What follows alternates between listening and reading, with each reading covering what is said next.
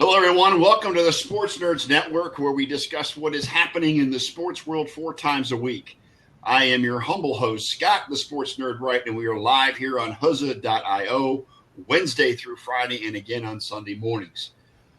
Join us on Facebook in the group section at facebook.com Sports Nerds Network and on Twitter at SNN on Huzza, where you can get show updates and sports news as it happens. Joining me is my co-host and partner in crime, Mr. Eliot, Big E Lomba. What's going on, partner? Hey, you had me going until you said humble host. Hey, it is what it is, man. I'm doing good, man. Ready to rock and roll these next 2 hours. Also joining us is my best friend and co-host for the Sports Nerds on Sunday night. Also here on Huzza is Brian Scooter Cullen. What's going on, Brian? Scooter. Nothing but the rent. I heard you. Nothing but the rent, huh? Yeah. Finally, Fantasy Football Maniacs chief blogger, bottle washer, Derek Stardom Sit-em Police Lofland is also joining us this morning from Fantasy Football Maniacs with an X. Yeah. And today is our rollout of the new Sports Nerds Network social features with the Facebook and the Twitter account. And now we have Sports Nerds Network on Huzza. So it's all linked together, ready to rock and roll for your sports world enjoyment.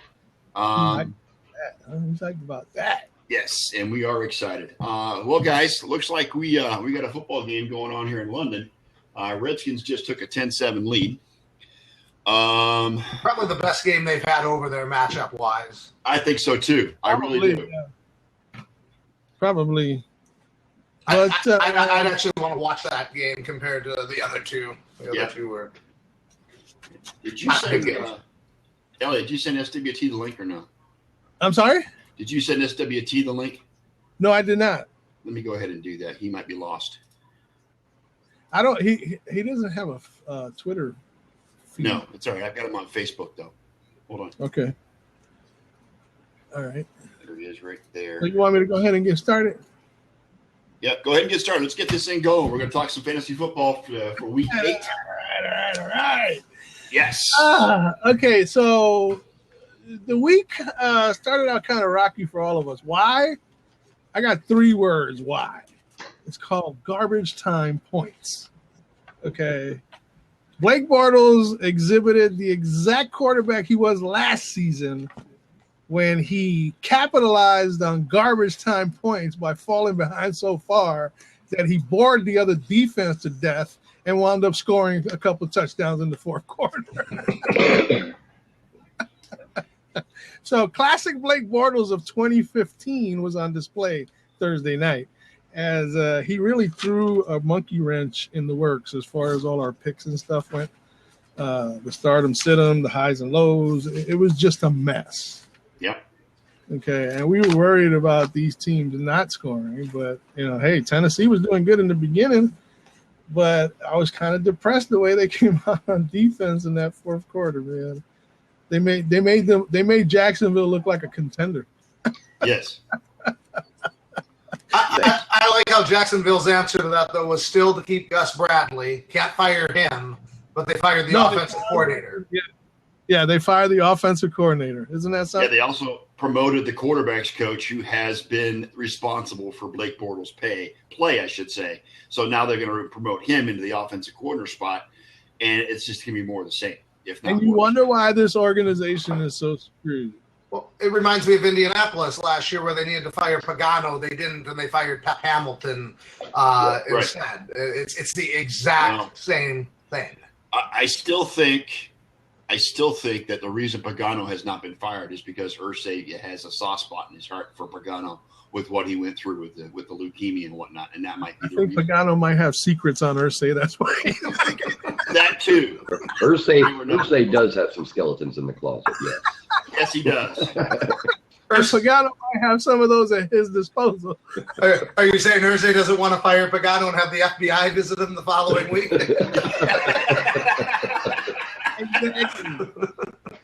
Yeah, he doesn't want his own little email scandal going on. Right, there you go. Yeah, so just to indicate how bad Jacksonville and Bortles hurt our prognostications on Thursday night. We all went for the Bortles across the board. He sucks. Need to sit him thing. He ended up with 22 fantasy points. I think 20 of them were in the fourth quarter. God, jeez. Seriously. Yeah. He had like 4 points at the half and finished with over 22 points. And what made it worse for me personally is I was I'm in my other league. I'm playing a guy that has both Hearns and Allen Robinson, and they probably both played their best game of the season on Thursday night. One minute I look up, they've combined for like 15 points. Next thing I turn around is 35. Right. Wow. The one thing I liked is in our Sports Nerds Maniax fantasy league, I'm in a real pickle this week, and I started both Hearns and Julius Thomas, and that started off the week pretty nice. Yeah. Shouldn't have, but it did. Yeah, I mean it definitely again it just flipped everything upside down. I can't lie, and I'm gonna start with the highs and lows just so we can actually the highs and lows and the versus. Remember I picked 3 players, two wide receivers and a tight end. Yeah. Mm-hmm. Okay. And we went. It was Robinson, Hearns, and Thomas, Wright, Matthews, and Walker. Okay. Now, as far as the matchup, well, let me start with the higher lower first. Okay. On the higher lower, both teams went higher. And we all said lower on both teams. We didn't, I mean, seriously, these things weren't supposed to happen. We were all in tune with the same thing, basically, except I think somebody chose different. Oh, yeah, Scott. Scott chose Jacksonville. For some reason, he thought they were going to show up at the beginning of the game. Yeah, well, so much of that. Didn't quite turn out that way. But, no, anyway, the combination, and here's what killed me. You weren't on the show Friday night, Derek, but here's what killed me about the whole thing is we all picked Wright, Matthews, and Delaney Walker, right? Okay. Robinson and them did exceed the 35.5, and Wright, Matthews, and Walker also exceeded the 37.5. But here's the kicker. We all picked the home team, and the road team, the combination of Robinson, Hearns, and Thomas actually won. Now they did not only did they win, but they won by a score of 39.6 to 39.5. Oh, nice. 1 yard. 1 yard. By 1 yard. Yeah. So not only did we get the high-low wrong, we got the pick between them wrong, but to add injury to insult by 1/10 of a freaking point. Unreal. That is pretty unreal. It's crazy. I mean, those two teams basically they did a lot of good for whoever owns the I know there's a lot of people right now. Damn, I just dropped Blake Bortles yesterday. And now he scores 22 points. I mean, when you got a scenario like that where a team doesn't show up for the first 3 quarters like that, it makes it almost impossible to play a guy like that because you just don't know what you're going to get. But with Bortles, it seems like you can count on that. That he will fall behind for the first 3 quarters and then lull the defense into thinking they can't score. The defense starts they start looking for Red Bull and all that kind of stuff so they can play. Well, one thing with Jacksonville you don't have to worry about is a running game. No. Yeah, Chris Ivory had all of 0 points. Nobody's going to accuse them of having a running game. Trust me. No. Yeah, the only thing running on them was the mustard color off their suits the other day, their uniforms. I wish the colors would have just ran off and the uniform turned white, but didn't work out that way. But anyway, that did it on that. Now on the stardom sit-ems, and we're gonna go over the new ones or the rest of these here in a little while. But anyway, Bortles, we all got that one wrong right off the top. Okay. We wound up getting you and I, Scooter. We wound up getting Julius Thomas wrong because of the last touchdown, the garbage touchdown he scored at the end. Okay. Well, he got me 8 points on that touchdown. I was say he only had 20 yards or less, didn't he? Like 14 yards or something like that for the game. Yep. He finished with over 10 points, so right. That put him as a start, not a sit. And everybody went Delaney Walker, and he didn't make it. He had 9.8. So those were all wrong. The only ones that were right on here for that game, even my pick of the Titans went wrong. I mean, they had like 10 fantasy points. I turned around, they had like 3. Right. Gave up all them points in the fourth quarter. That messed my game up right there. So far, starting out, I'm 0 for 3. Derek, you're 0 for 2.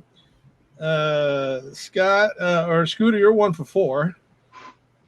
And Scott, you're 1 for 3. Now, the ones you guys got right, and I'm gonna add a little caveat to this. All right. The ones you guys got right was DeMarco Murray, and you're no longer allowed to use him. I don't know why he's been using him to begin with. He's been like a top 5 running back the whole year. He's a 20-point-a-game running back that I believe a baby out of the womb would probably start. Now who's the stardom sit-em police here? Oh no! Hey, you know what? I'm trying to get ahead of the complaint. I love some of these. I'd start David Johnson. I'd start DeMarco Murray. Ezekiel Eliot. So anyway, DeMarco Murray is officially on the do not put on the starter sit-em list. Well, you can put him on the sit. If you want to put him on the sit, that's fine. If you want to put him on the sit, that's cool. But he's no longer a what do they call a fringe starter? Yeah. Yeah. I think he's locked in. Derek Henry had a fringe starter type game the other night. Yes, he did. For his first touchdown in the NFL Thursday night. That was depressing too, because he's only been getting a few carries a game, but then Murray hurt his toe and had to leave the game a while, and so he got some extended run. That kid looks scary, dude. Yeah, he does. Yeah.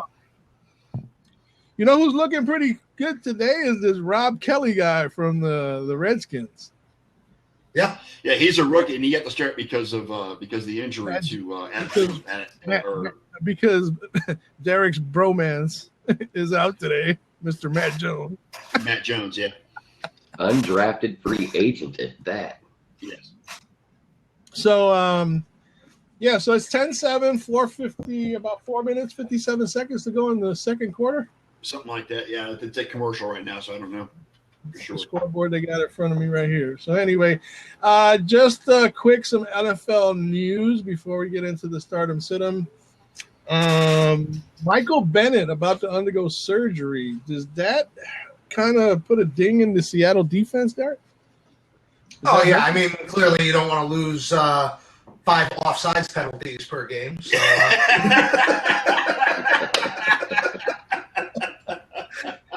no, I mean, to be serious, I mean, he's even though he does jump off sides a bit, he's one of the most unguardable defensive linemen in the league, and you definitely don't want to lose a guy like that, not just because of what he brings, but he's probably a guy that makes other people around him better because they're not getting the attention that now they will get with him being out of there. So, yeah, it's definitely a big loss for him. So it impacts that defense in a specific way, possibly fantasy-wise as well. Sure, absolutely. I think the only thing is, though, Seattle does have one of the deepest defenses in the league. So if any defense can survive this, they're one of the Isn't he a big run stopper, though? Absolutely. Yeah, he is. Who's Seattle playing today? They're playing New Orleans. Mark Ingram's there. I still wouldn't be too worried about it. Yeah, it wouldn't matter if Bennett was in there or not. New Orleans is still going to get some yardage going because this how many weapons they have on offense. Who they playing today? New Orleans. New Orleans. So that would give New Orleans a little bit more of an advantage to their offense. Maybe helps Breeze a little bit because he won't be under quite as much pressure passing. I still think Ingram's a flex option. Oh, no. I'm not even talking about start. I'm talking about from a perspective of the secondary because that pass rush is not going to be as intense with Bennett out. So, correct? So more pressure on the secondary in that regards as far as what his loss is going to be to that defensive line. When you got the best secondary in the NFL, it won't matter. Yeah, I don't know if I'd be rushing to play New Orleans Saints players today just on that one injury. I mean, it's going to have an impact, but I don't know if it's going to be enough that I would do that. Right.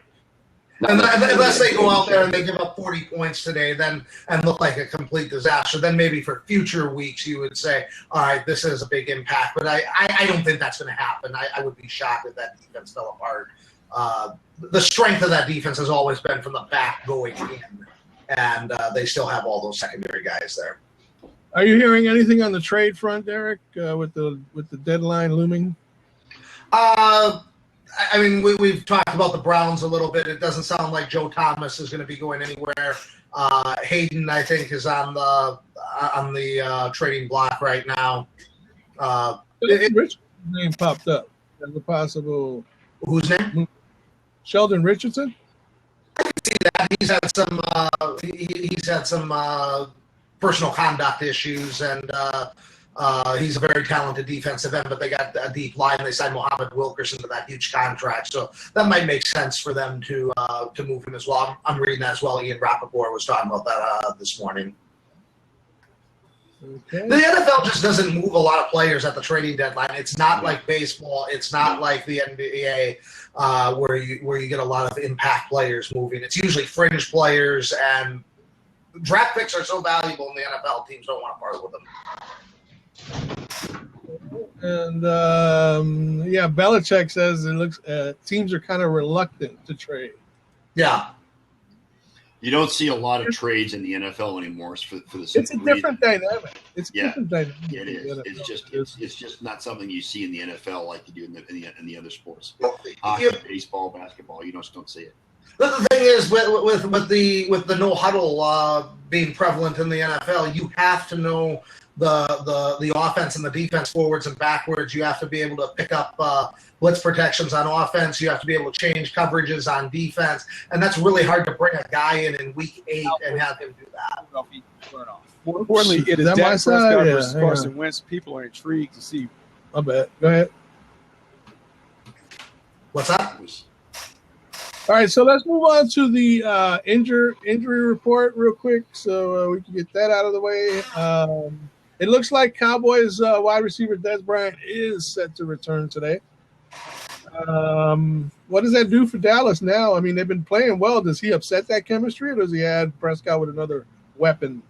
I think he's going to be a wide receiver too. That's kind of what he was before he went out anyway, because it isn't like Romo where Bryant's seeing, on pace for 15 or 16 touchdowns. It's a more run-oriented offense, and they use Eliot and Prescott a lot down the goal line. But it definitely helps. I mean, you're adding one of the most talented, fastest, biggest receivers in the league, so it's not going to hurt him, that's for sure.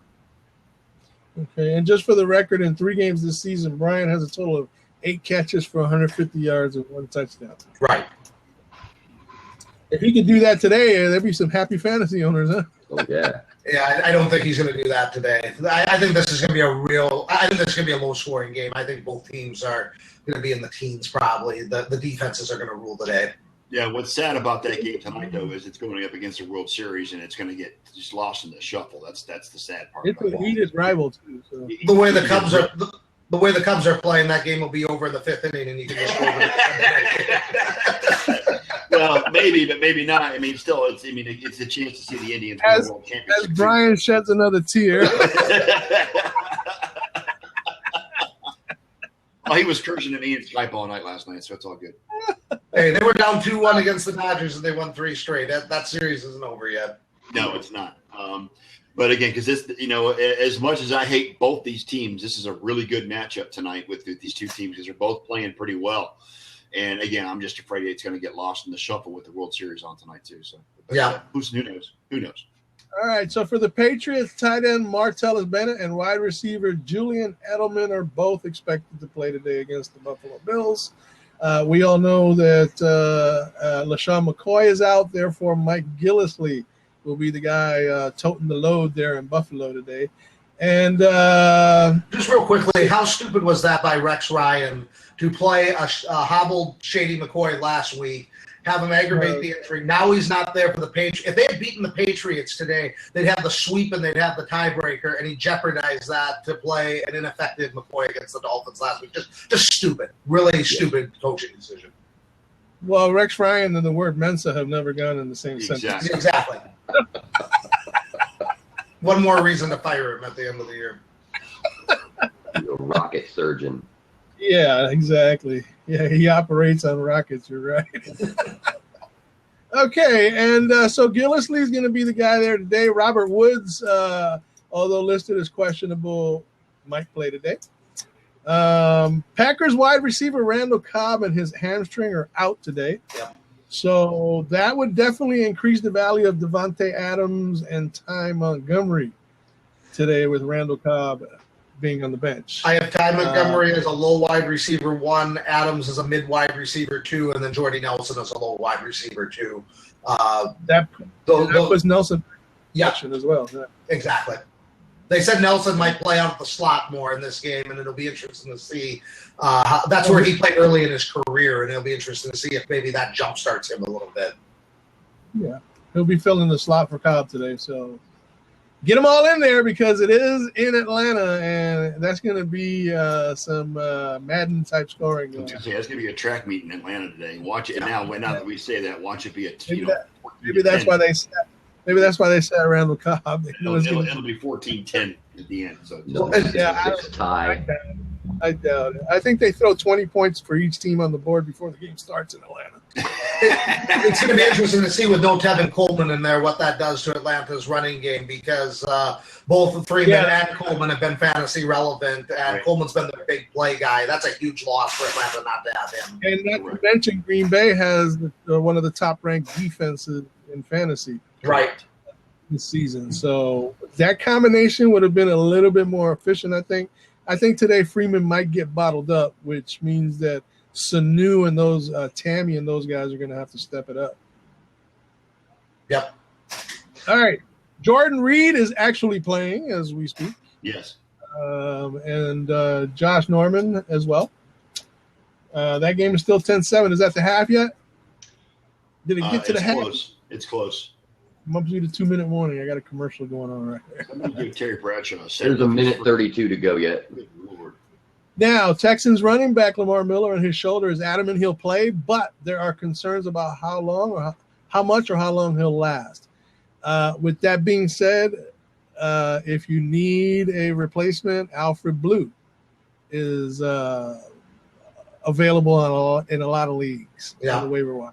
So, and Alfred Blue put up a few yards last week. Yeah. He was impressive with the run, and with Brock Osweiler at quarterback, you know that Houston's going to be relying heavy on running more than they are passing at this point. So, and the only thing is Detroit gives up the most points to fantasy quarterbacks, I believe, and they're near the bottom in receivers. So, matchup wise, they should be trying to go to Fuller and Hopkins, but I think you're right. Without Matt Osweiler's played, I don't think that's going to work. Isn't Blue better out of the backfield in the passing game? Yeah, I think so. That would make him more versatile to start today for point wise. Yeah, I mean the thing is, it's going to be I think that Houston backfield in daily fantasy is going to be a situation to avoid, and in the regular seasonal leagues, it just depends what you're going to have on the bench because Miller could hurt that shoulder right away and not be in the game, and with Blue. Miller might be a decoy, and Miller might be good to get 20 touches, and Blue only sees 5. So they both have really low floors, depending on what's going on with those injuries. Right. But like I said, in this particular case, because Brock Osweiler is the quarterback, they're going to tend to rely heavier on the run game. Yeah. Would definitely give these guys enough touches to at least maybe get 10 points, I would hope. Something in that neighborhood. Yeah. Tyler Lockett is expected to play. Whether he's going to really play or not is another question. He hasn't really shown up a lot this season. He was who was it that was comparing him to Antonio Brown in the offseason? I was. Oh yeah, I forgot. That's right. Yeah. He hasn't quite added up to that yet. No, I mean their entire offense has been sabotaged with Russell Wilson having a bad ankle and a bad knee. He normally has 500, 600 yards passing. He's normally making all kinds of plays on the outside. He has 46 yards rushing, and there's no big plays on that offense, and Lockett's a big play wide receiver. So I'm not writing Lockett off yet. I mean, for this year, he's probably written off because I don't think Wilson's going to be healthy. But I said he's 5'10". He's a good returner. He's really quick, and he reminds me of a poor man's Antonio Brown. I still stand by that.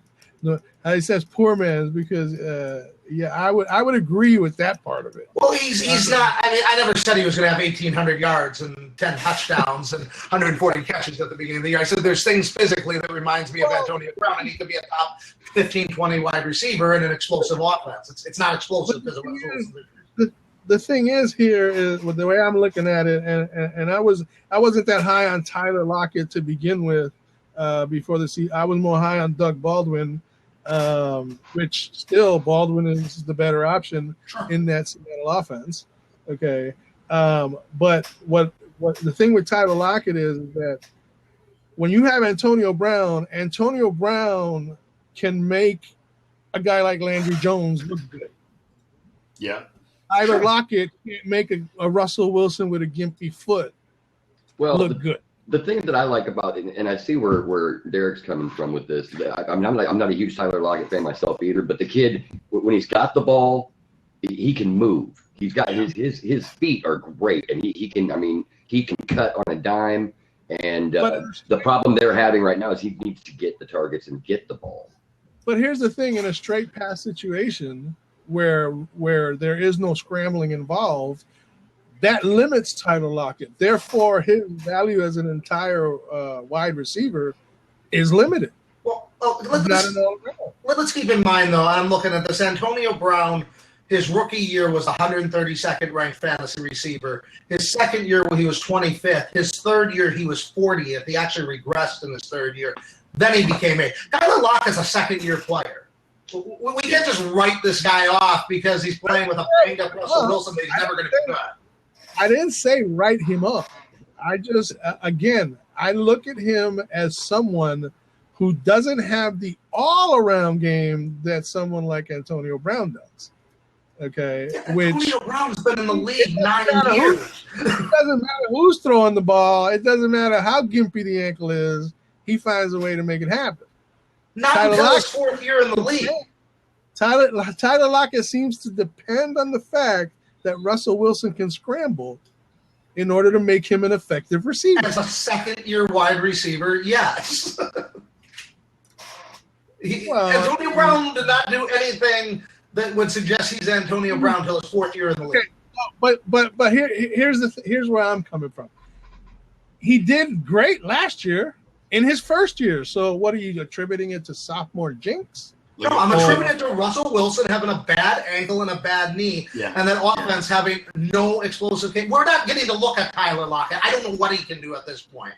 He's got a quarterback that's in the bottom third of the league in fantasy point score that has no mobility, that can make no broken plays. They had a field goal last week going into overtime, and that's an offense that had 24 touchdown passes and 1 pick in the last 7 games. We have no idea what Seattle's offense is. Yeah, that whole offense depends in wins and loses by Russell Wilson's ability to be able to scramble out of the pocket and find the open receiver. He has not been able to do that this year. It doesn't matter who you got in that team, whether it's Tyler Lockett or Jerry freaking Rice. If he can't get out of the pocket and scramble and be mobile, he's not effective out of the pocket. He's just not a great pocket passer. But they're still winning. Granted, they got one of the best defenses in the league. Right. Yeah. They're still winning. The defense is carrying this team right now. because the offense is so it's not what it should be at this point. If they had the New Orleans Saints offense, they'd have one win right now, probably. Right. If that, or the New Orleans Saints defense. If they had the Saints defense, they'd have one win. Correct. Exactly. All right. Well, I don't know. I mean, no, Lockett is not. He's not as polished as I would hope he would be, because you see Baldwin and Graham are the ones that are putting up the fantasy points this year, and Lockett isn't, and that's troubling. I'm just saying I don't write off guys until they're third, fourth year in the league, and they're still not doing things. And what I see from him is a good returner. He's 5'10". I said he's got the same build as Antonio Brown, and I think that if with the proper coaching and the proper development, he could develop into a good NFL receiver. Sure. Time will tell. Well, for his sake, I hope so. I mean, it sounds great. I mean, for fantasy owners, that would be a great thing. Yep. And I don't say write him off, because he's got skills. He's obviously got good enough skills to play on an offense like the Seattle Seahawks have. But you know what? I'm gonna write him off right now so we can get on to the next.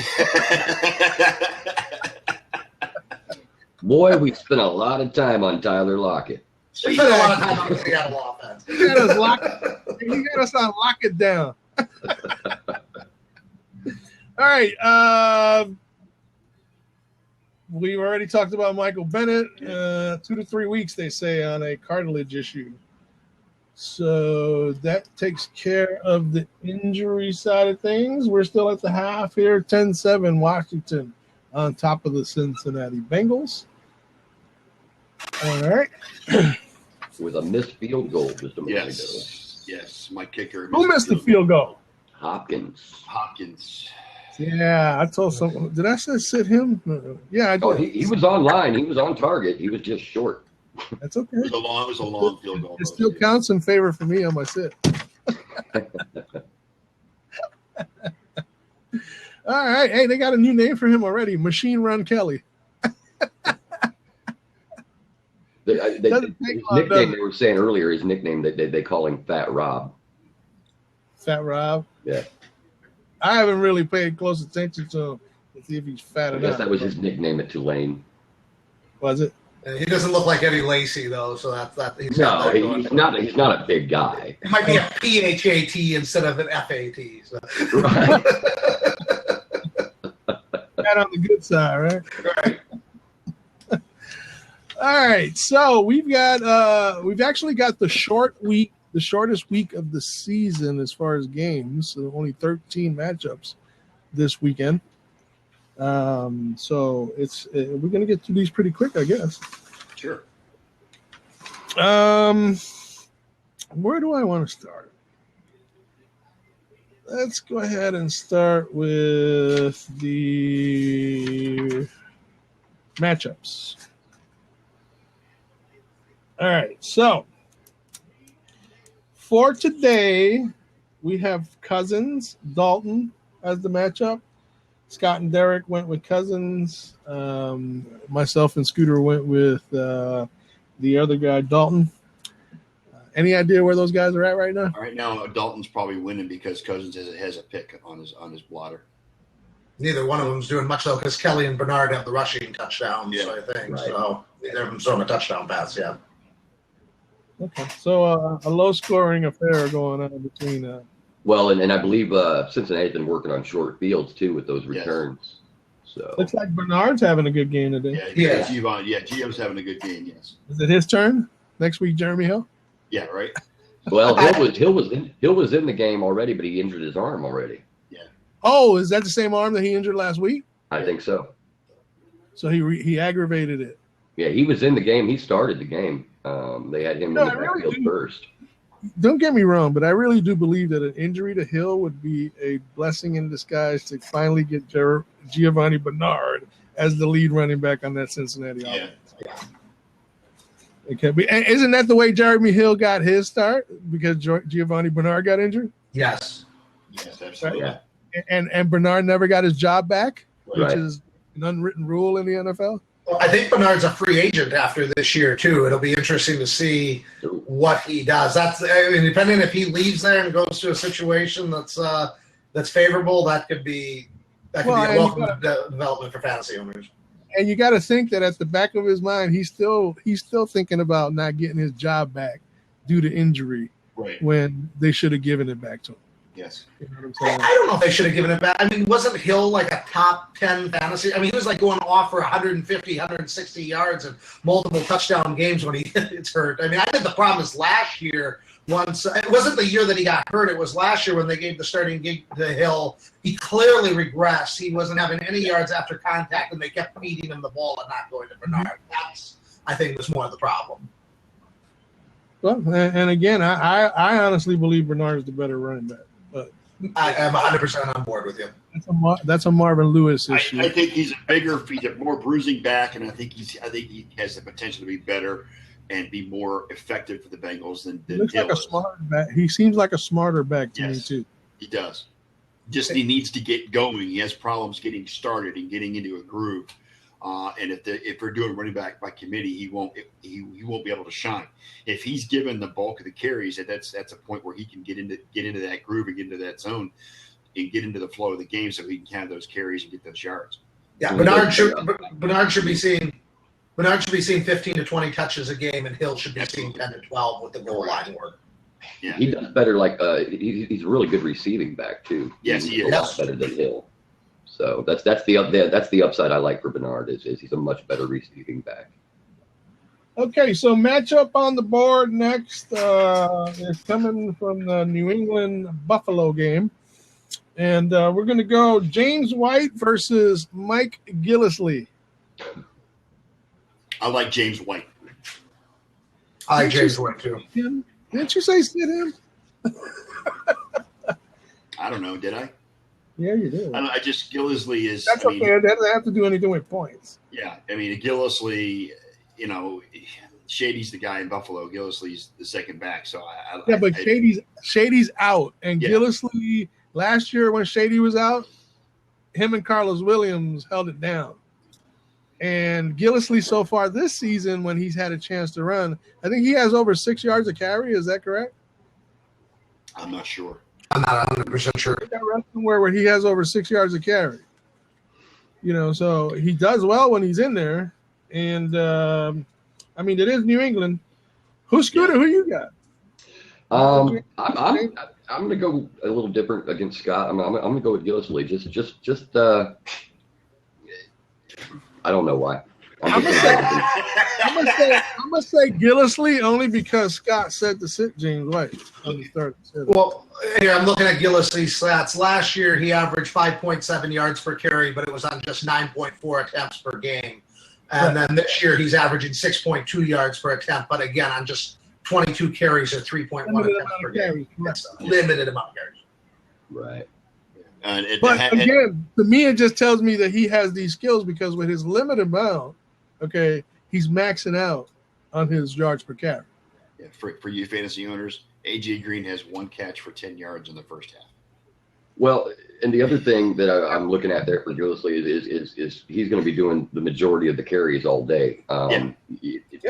White has to put up with Blunt, or wait for Blunt to, take a rest for him to, get in there. Usually, White is effective is out of the backfield. Other weapons. Right. New England has other weapons. Right. Here's how close this is. On my rankings, White is 17, Gillislee is 18. On the Fantasy Pros ECR, White is 20 and Gillislee is 22. Wow. So I mean, we're talking about two guys that are pretty close. Even, yeah. So basically, what you're saying is, no matter which way we go, this is a toss-up. This is a toss-up. Okay.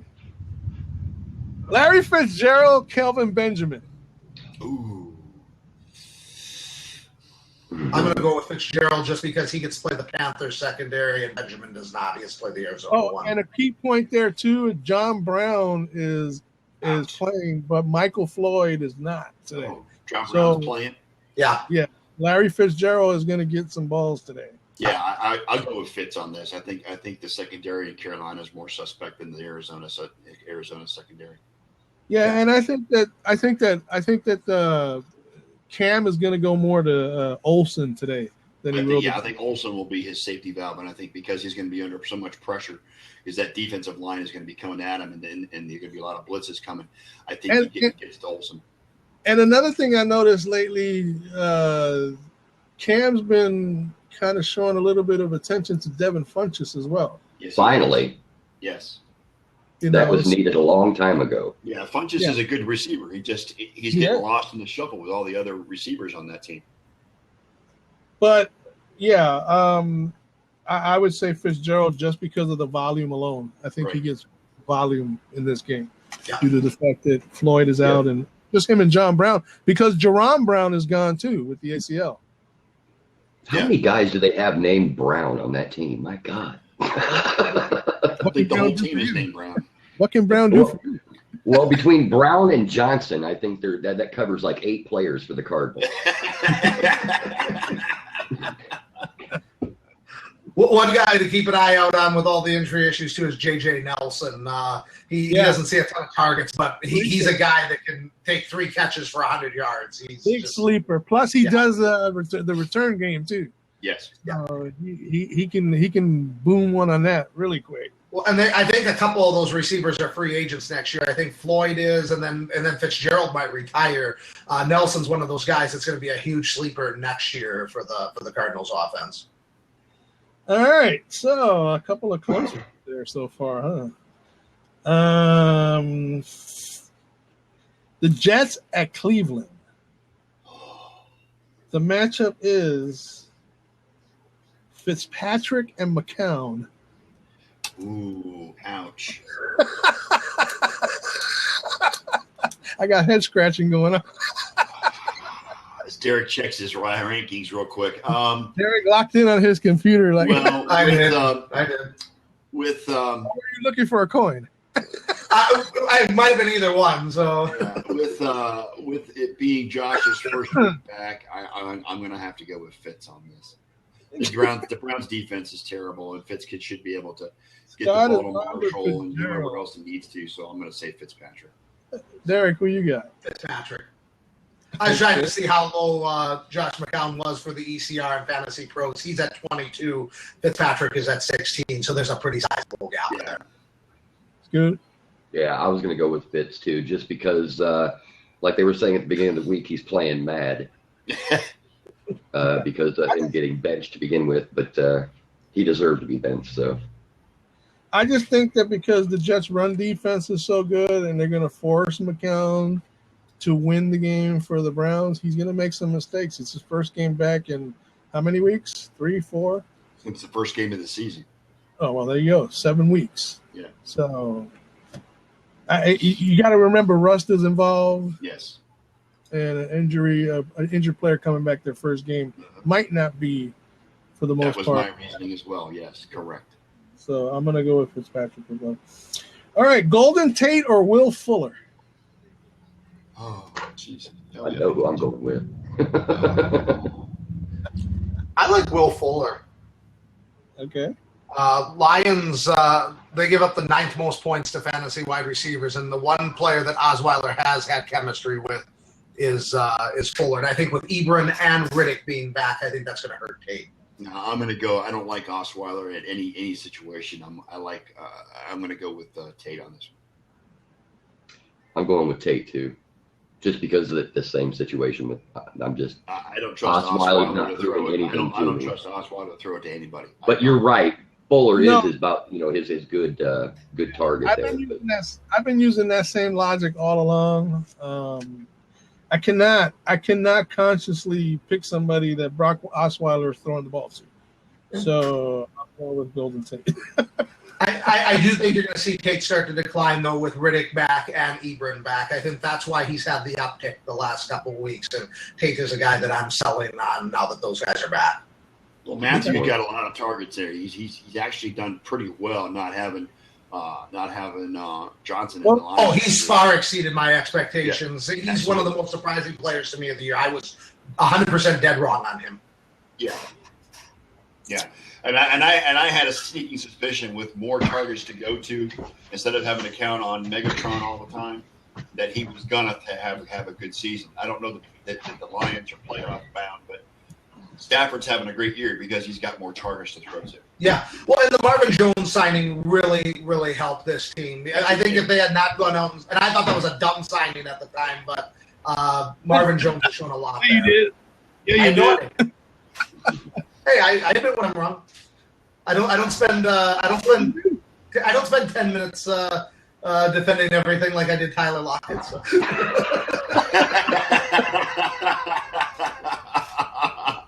Yeah, for a second there, I was going to tell you to charge him a retainer.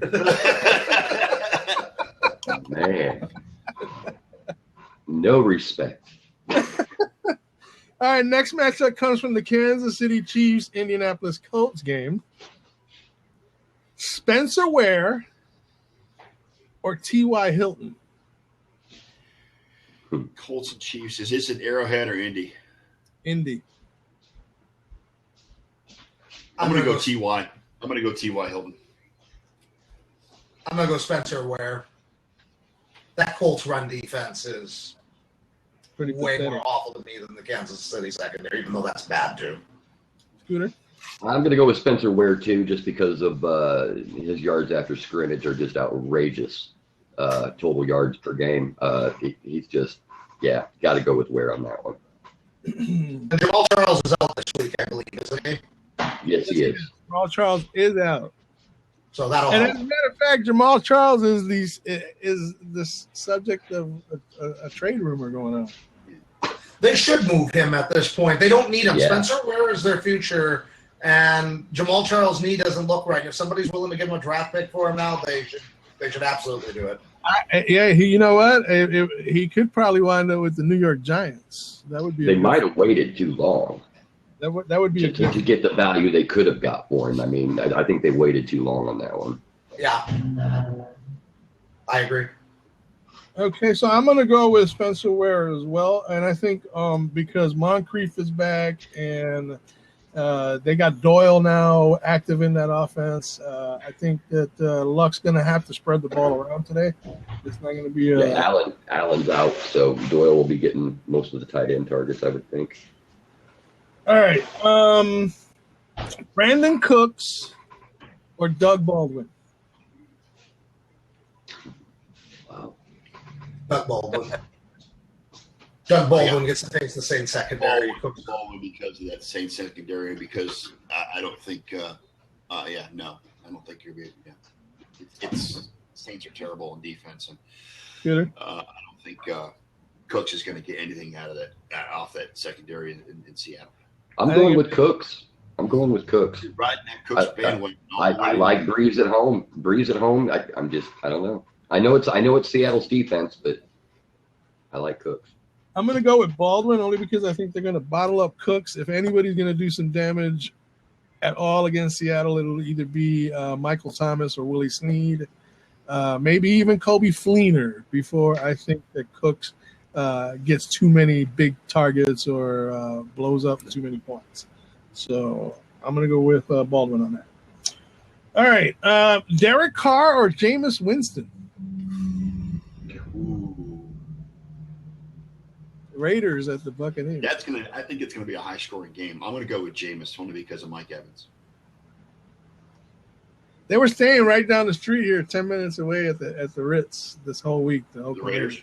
Yeah, wow. They stayed in Florida all week because they played Jacksonville last week. My girlfriend went and saw them at the Ritz Friday. And Del Rio was in Jacksonville yesterday at the Florida Georgia game to watch his son play for Florida. All right, so Carr, Winston, Derek. I love them both. I don't think you're going to go wrong either way, but I would lean toward Winston. Okay. Scoot. I'll be your black sheep. I'm gonna go Derek Carr.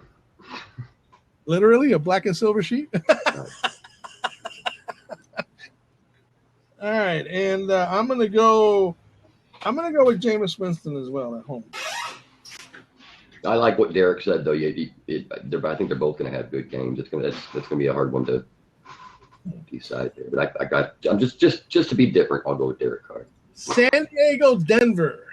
The matchup is Melvin Gordon or Devontae Booker.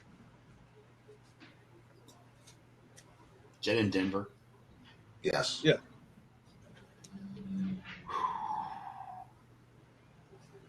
You guys have been pimping Booker all season long. And today the Broncos will be pimping him as their number one running. Yeah, I'm going to go Booker on that one, I think. I mean, Gordon is a touchdown machine, and again, it isn't like Gordon's going to be a bad play, but it's much easier to run on the San Diego defense than the Denver defense, and it's at home. Correct. So I will go Booker. Yeah, I'm going Booker as well. It's in the air a mile high. For me, it's kind of like a toss-up because I got both these guys. You know what? I'm gonna go with Gordon because Denver has a much more superior pass defense than they do a run defense, and I think Gordon could put a couple in the end zone this week against them because I think Rivers and the passing offense is not gonna be up to snuff. It's amazing that a guy that couldn't score any touchdowns last year and people were saying is a bust, now all he does is score touchdowns. Right. Amazing. Leads the league. Yeah. Okay. Devontae Freeman or Ty Montgomery?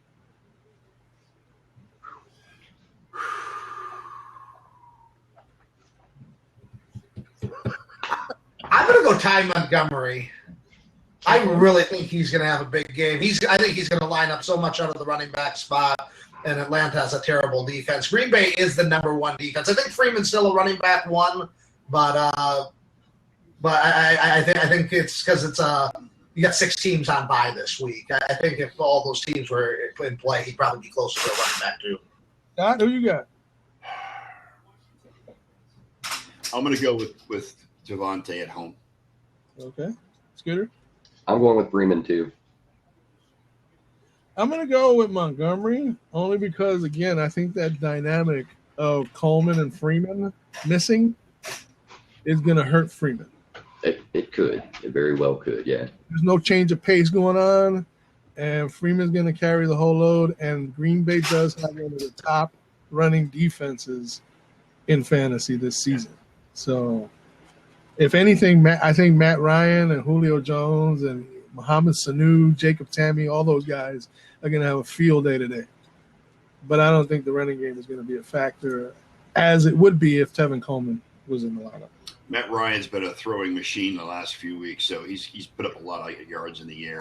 And as soon as the run game starts to falter, it's going to be nothing but passes. Right. Yeah, it's going to be the Matt Ryan Julio Jones show. Mm-hmm. As well as Sanu. Little Tammy, yeah, what I'm saying? Yeah. And Julio has destroyed the Packers over the years. He has owned that team. And it's gonna be a slugfest. I got no doubt about that. Okay, Philly Dallas. Which rookie does it? Wentz or Prescott? Prescott.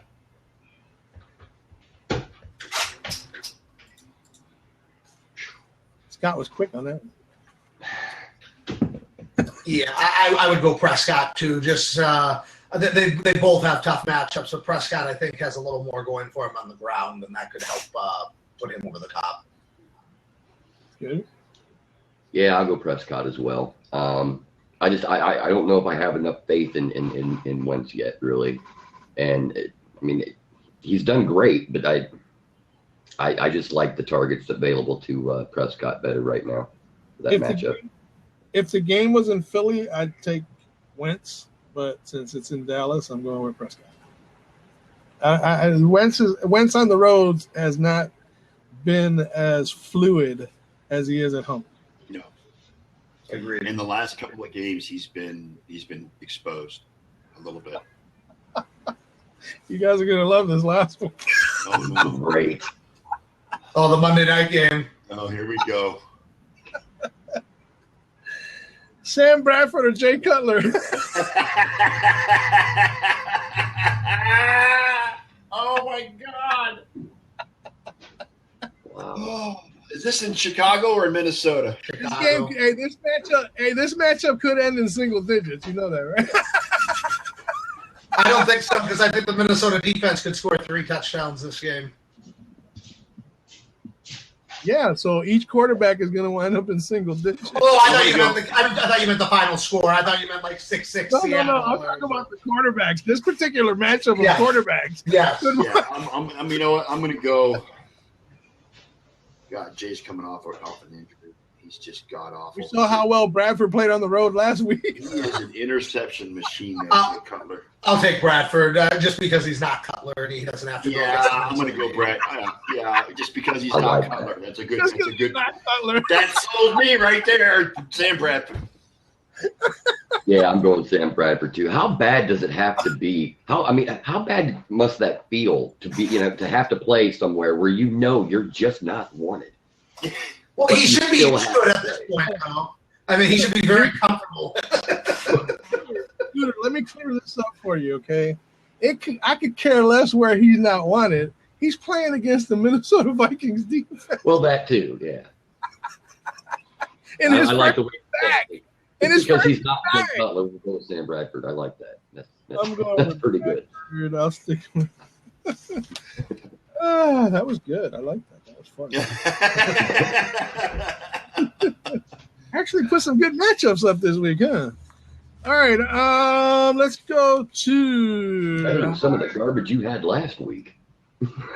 Better than some of those garbage picks you had last week. They were great last week. I even stumped myself last week. Those matchups, golly.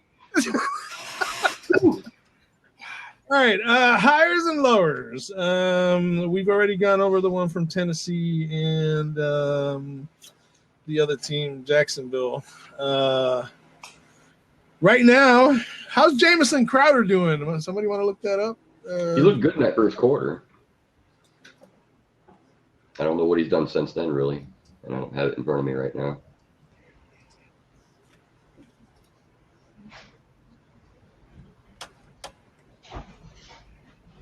I'm sure we'll find Jamison Crowder's stats here soon. Where's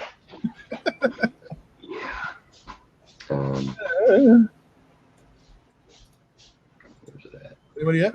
Oh. I'm almost there. He has 4 catches for 32 yards. Yeah. So that's 5 points. Oh, and Dalton threw a touchdown pass to Tyler Eifert, his first touchdown pass of the season. Ooh, and I started Tyler Eifert too in another league. All right. He got 5 targets in this game. That's second to AJ Green, who has 7. So they're involving him a lot more. Yeah, Jamison Crowder's got 5.2 points right now. Crowder and LaFell are not reaching expectations at this point. This is kind of interesting, though. Vernon Davis has 3 catches for 60 yards, and Josh Reed has 5 catches for 45 yards. So, although Davis, of his 60 yards, 44 of them are on 1 catch. So, he hasn't seen a lot of targets. Okay, so we're still in limbo, obviously, with this game. There's about a quarter and a half to go, a little over that. All right, so let's move on. Again, first game up, New England at Buffalo. Brady, 23.5, higher or lower? I'm going to go higher. He hasn't shown he's any worse than he was. He hasn't proven that he can be stopped at this point by anybody. So I'd go Brady. Until that happens, I'm going to go higher. Yeah. Okay. I agree. I'd go higher. I think Belichick's going to want to avenge that shutout that he had at home. So I think he's got lots of things in the bag of tricks for Rex Ryan. He's going to have all kinds of Bellatrix flying around today. Yeah, absolutely. Yeah, I'll go higher on that too. Okay. Yeah, he's got too many targets, and he's the one that's going to avenge that loss because he wasn't there to defend the loss. Yeah. Right? Okay, and Tyrod Taylor, 18.5, higher or lower? I'm going to go higher on that as well. I think he'll do better than 18.5. I'm going to go lower. Yeah, I'm going lower as well. Big thing for me is McCoy isn't there. If McCoy was there, I'd have a little more faith in him to go higher. But I think Belichick's going to try to take away his running ability and make him beat them by throwing the ball. Belichick likes to take away what you do best, and that's what he does best. Okay, and I'm also going lower with Taylor. It's New England's defense, and again, Derek's points were right on point. Without McCoy, they're going to be able to key in a little bit harder. And not have to be so aggressive up front. So and that ought to cost them at least a couple of points in the course of the game. So yeah, I say lower. I think he's going to have some turnovers in this game too. Carson Palmer, 16.5, higher or lower? Higher. Against that Carolina secondary, yeah. Yep, higher. Okay. That shows how far he's regressed from last year, though, because in that type of matchup, if he was playing like he was last year, that number would be closer to what Brady's number was. 16.5, that's a low number to have projected for him. Cam Newton, 18.5, higher or lower?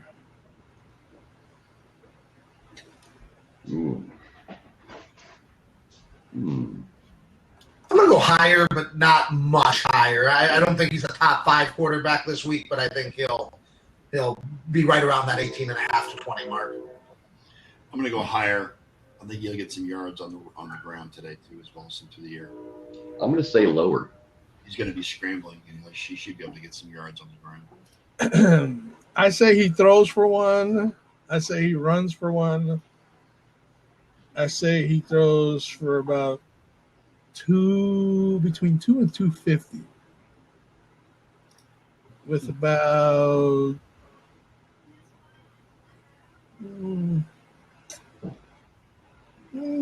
that about right there puts him right at that, or just above it, right? Yeah, that's why I'm higher. He's going to have rushing yards, a few rushing yards as well. You know, he's going to get a couple points there. He's going to get his passing yards. I mean, Cam is good for 18 to 20 any game. Right. Yeah. So, all right. Matt Forte, 16.5 against the Browns today. Higher or lower? Higher. Yeah, higher. Yeah, definitely higher. That was such emphasis. Higher. Kind of like Vince McMahon saying, "You're fired."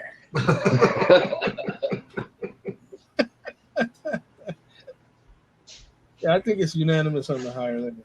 Isaiah Crowell, 11.5. Higher or lower? Against that Jets run defense, I'm going to say lower. Yeah, I agree. The Jets, other than against David Johnson, they've been really good against the run. So that's the best running back in football right now. So I would say lower as well. Schooner? I'm going to go higher. No, I don't think it'll be much, but I think he'll be higher. Okay. What do I know? I picked Atlanta's defense. I'm going to go lower, and I'm going to go one step further. I think Duke Johnson outscores Isaiah Crowell today. Ooh. Okay. I can see that. Okay, let's see. Marvin Jones, 12.5 against Houston. Higher. It's a pretty low number. I would say higher as well. Yep, I think so too.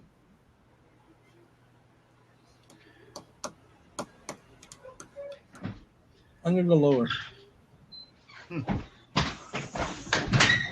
think they get Riddick. I think they get Ebron back in the game this week. I think they get I still think he's going to be throwing some short shit to Golden Tate, possession-wise. And I think Marvin Jones is going to get the most attention from that Houston secondary. So, again, I see his abilities of this season have put him on target secondaries to double cover. Who's got a football game going on in the background? Sounds like somebody's at that Lynn going in and out of the office. That's Lynn going in. She was carrying in cat litter from the porch. She was going out the front door. Yeah. It's the PFL, yo. Sounds like somebody's at a stadium. All right. DeAndre Hopkins, 10.5. Higher or lower? Lower.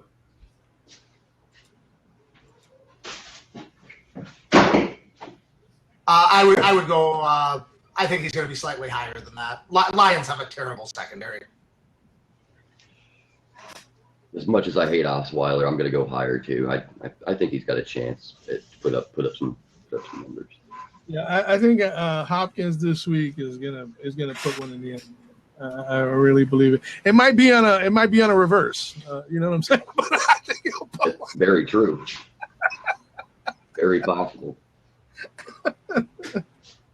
It might be on a wildcat where the running back throws.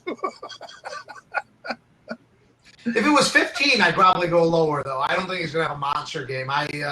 I'm way lower than him than Fantasy Pros because I got him down as the 20th ranked receiver. Travis Kelce, 8.5, higher or lower?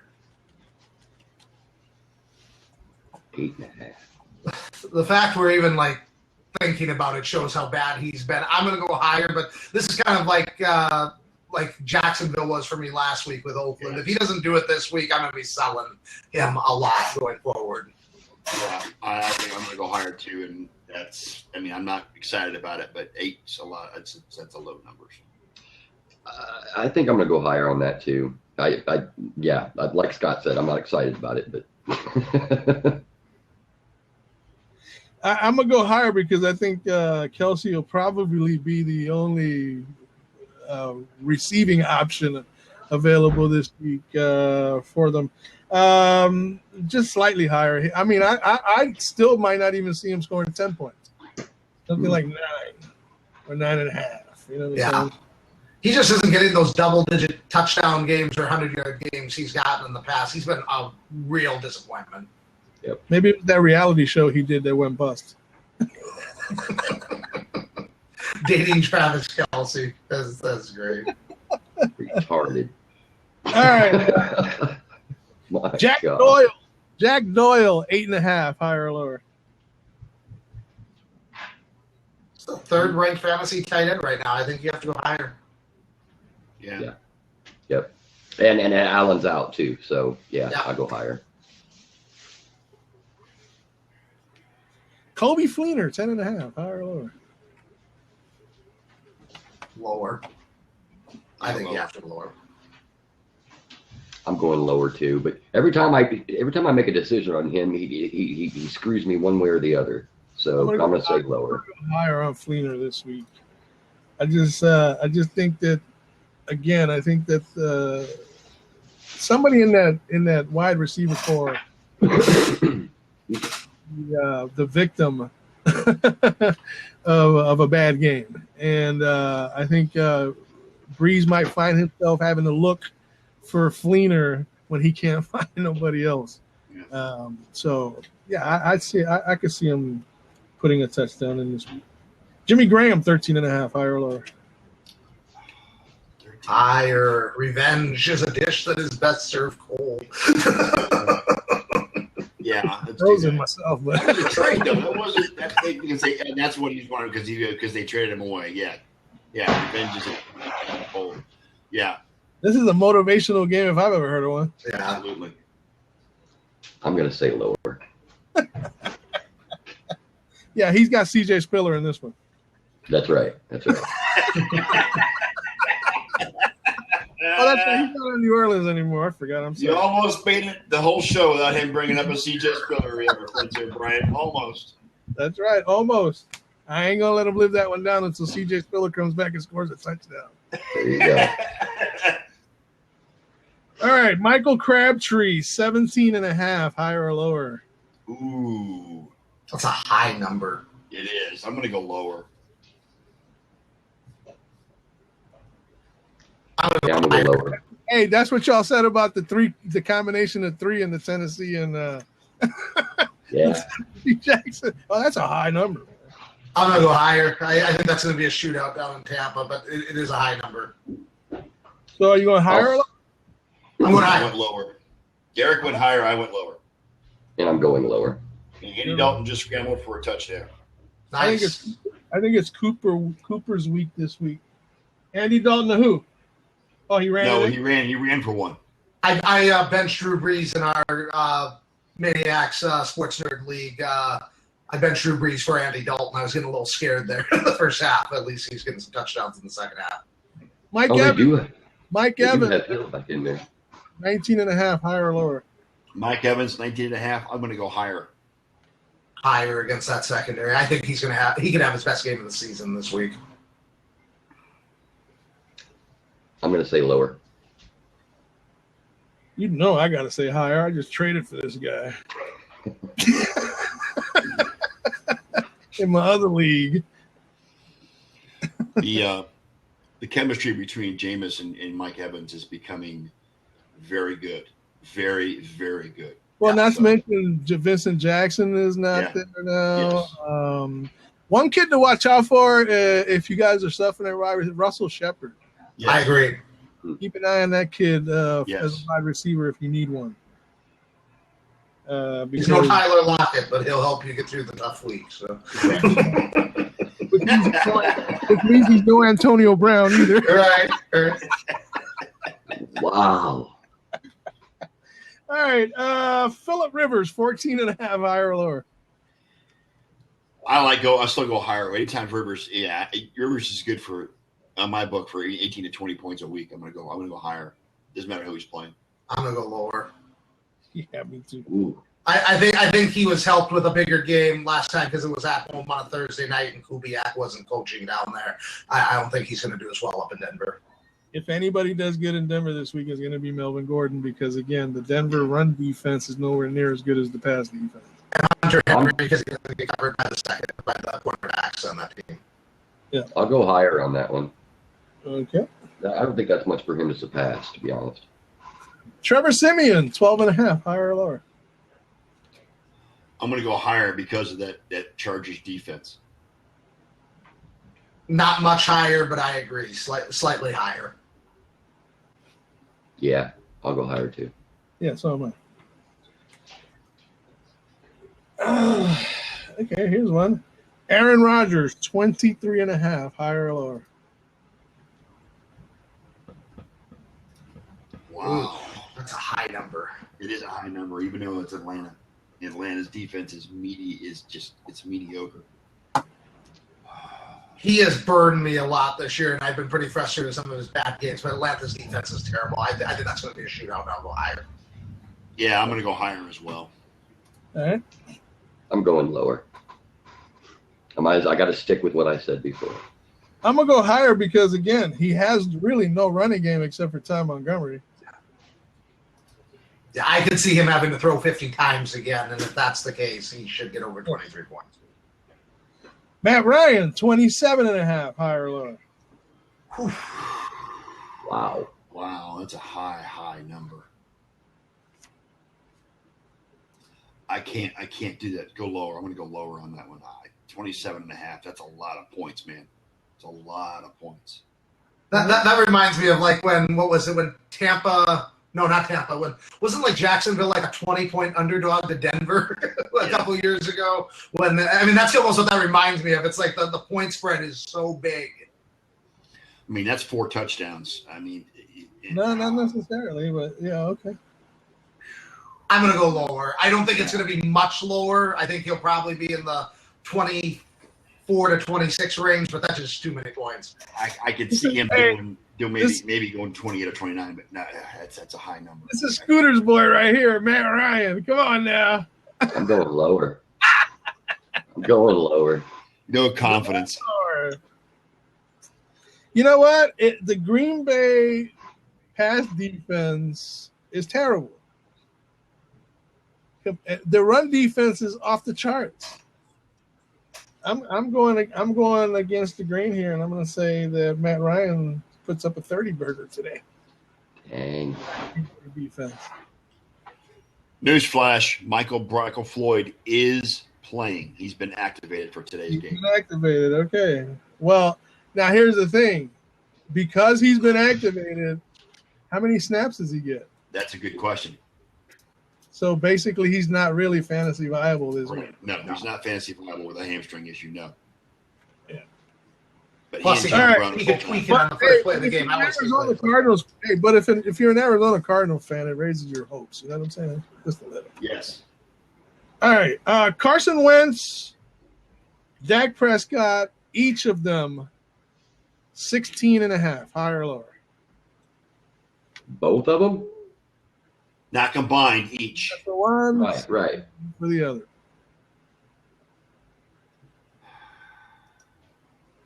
I'm going to go lower on both. I don't think that's a high-scoring game. I think this is going to be a defensive struggle. I think, but even though Dallas's defense is not that strong, I don't think that. I think the running game is going to be key in this game, and I think Zeke and Ryan Matthews are going to get the bulk of the carries on this game. And I like that. I like the running game in this matchup. So I'm going to go lower on both. I'm going to go lower on both.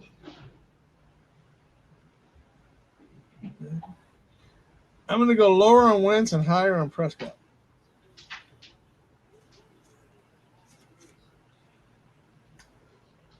Jordan Howard, 8.5, higher or lower?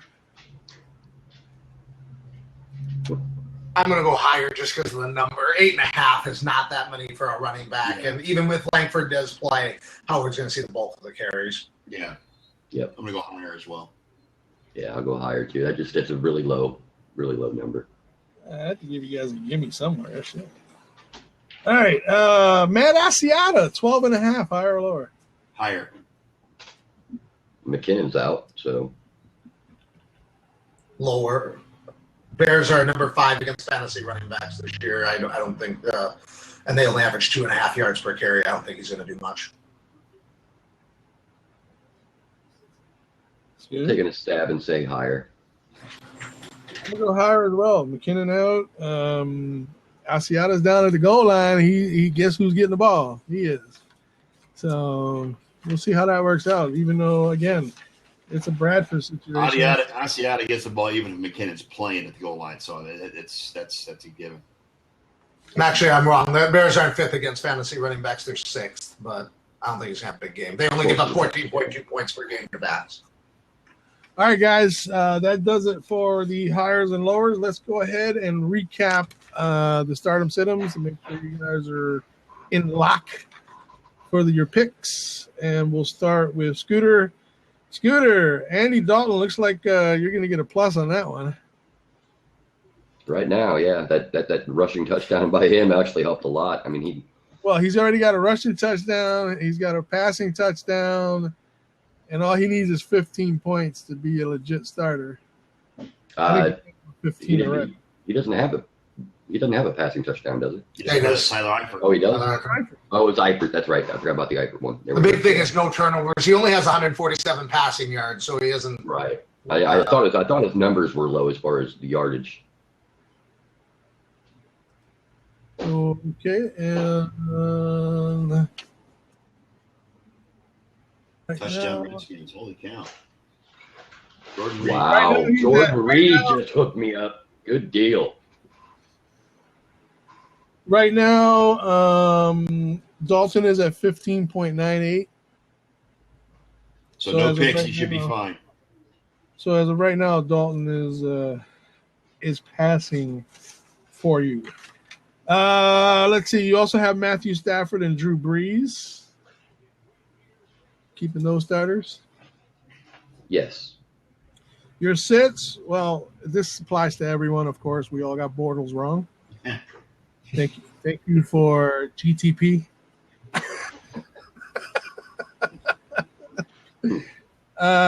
You've got Derek. You actually, Scooter. You're sitting Tyrod Taylor and Ryan Fitzpatrick today. Derek, Winston, Palmer, and Carr on the starts. Prescott and Rivers are the remaining sits. Scott, Ryan, Winston, Stafford. Your sits, one of them's wrong already. Well, besides the Bortles, is Andy Dalton. All right, so get a pick, Dalton. Get a pick, damn it. And you also have Cam Newton on the sit list as well. All right. I've got Russell Wilson, Derek Carr, and Jameis Winston. I'm pretty sure I got my sit of Kirk Cousins wrong at this point. He just threw a touchdown pass. He threw a touchdown pass, but he's got a pick and 261 yards. Maybe not.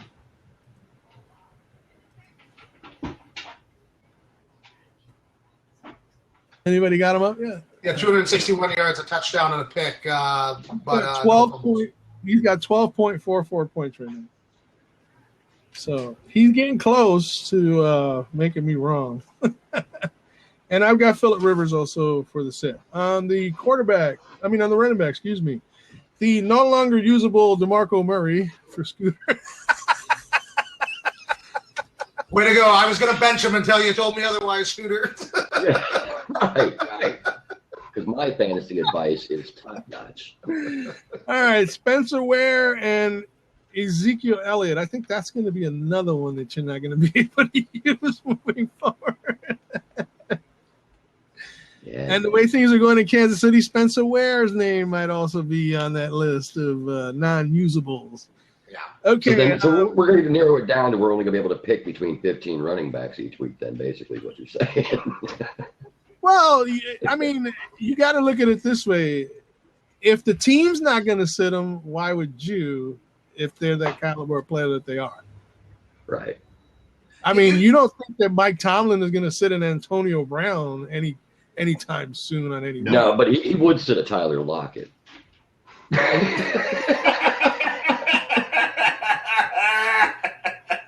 Hey, you know what? Hey, Derek, pull out the CJ Spiller card, please. Right.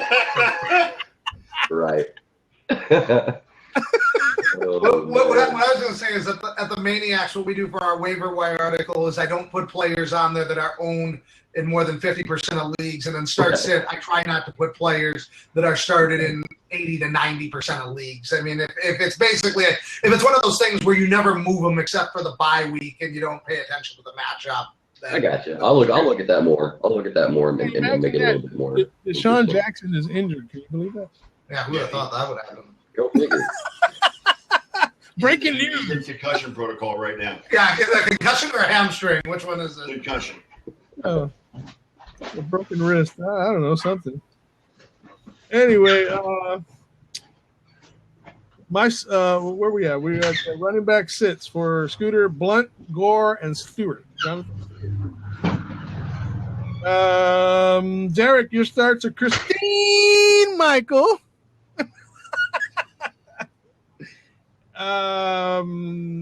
Quiz. Can I change that to Spiller, please? Oh my God. I need to make a change. Poor Brian. He's getting killed, Brian. Great. The Spiller card has been dealt. Twice. Man. Good one. All right, we got the quiz running out. Nobody beats the quiz. Jacquizz Rogers and Matt Forte starting against Cleveland today. Sitting, you got Jonathan Stewart, Mark Ingram, and you're going to have to change Jerick McKinnon because he's already out. Put Asiata in there then. Okay. Scott, same message to you, Murray. No longer usable. Devontae Booker. And you got the Devontaes going today, Booker and Freeman. Yeah. All right. And your sits are Jordan Howard, Mark Ingram, and James White.